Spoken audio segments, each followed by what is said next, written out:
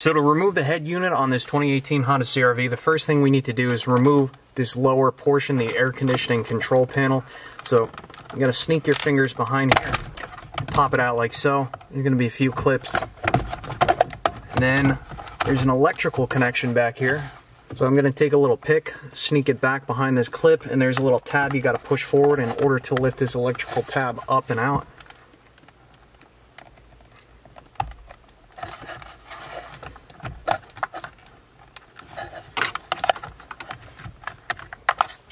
Now that I have that electrical tab out, I can carefully remove the air conditioning controls out of the way. Now that we have the air conditioning controls removed, if you look down in this cavity, you'll notice that there is a black Phillips head screw and a black Phillips head screw right there. So we need to remove these Phillips head screws. I'd highly recommend you use a magnetic Phillips head. It doesn't have to be on a driver. You could use a screwdriver. Just make sure it has a magnetic tip.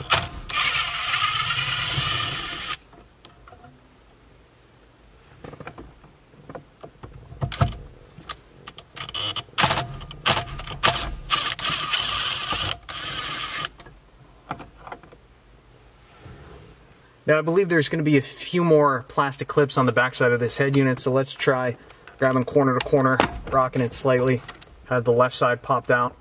Try again on the right side. There we go. I'm going to pull this forward.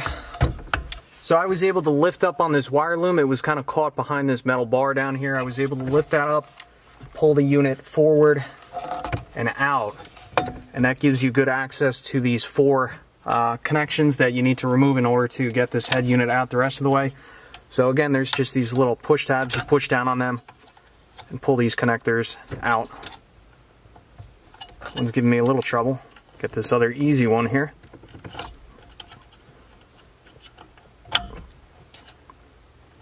Might get the pick out for this guy. There we go. Take our head unit, move it out of the way.